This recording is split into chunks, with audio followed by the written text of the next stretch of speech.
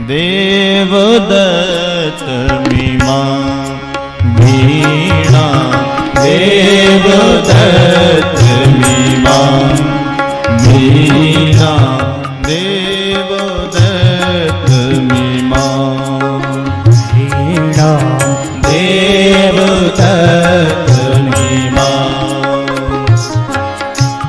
स्वर ब्रह्म विभूषिता स्वर ब्रह्म विभूषिता देवदत्त मीमा वीणा देवदत्त मीमा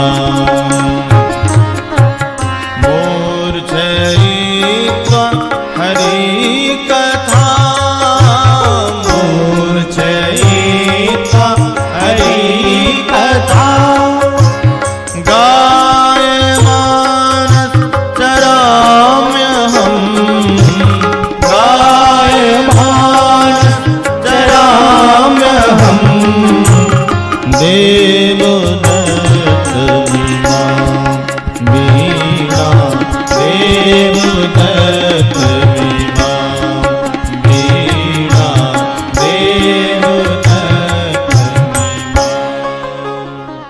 तो व्यास जी देवदत्त इमाम वीणाम, ये वीणा भगवान ने मुझे प्रदान करी है और यह स्वर से विभूषित है।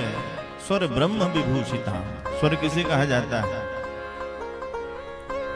जो कर्ण को प्रिय लगे, सुनने में अच्छा लगे, उसी को स्वर कहा जाता है। एक स्वर और एक ईश्वर। न ईश्वर दिखाई देता न स्वर दिखाई देता, दोनों की अनुभूति की जाती है। ईश्वर भी प्रत्यक्ष रूप से कहां किसी को दिखाई दे रहा भाई, उसी प्रकार स्वर भी दिखाई नहीं देता।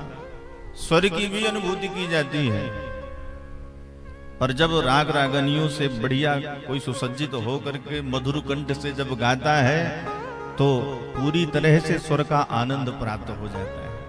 उसी प्रकार भगवान की भी अनुभूति हो जाती है। तो स्वर और ईश्वर दोनों एक ही है सज्जनों। बड़े बड़े गंधर्व गुणीजन संगीत के माध्यम से परमात्मा तत्व को प्राप्त करते हैं।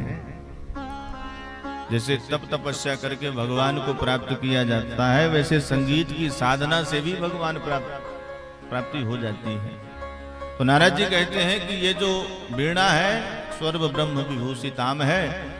संतों के आशीर्वाद के द्वारा भगवान के कीर्तन के माध्यम से मैंने यह सब प्राप्त किया है। इसलिए व्यास जी आप भी भगवान की कृपा का सहारा लीजिए, प्रभु के गुणान वादनों का गायन करिए, आपके मन में भी शांति प्राप्त हो जाए।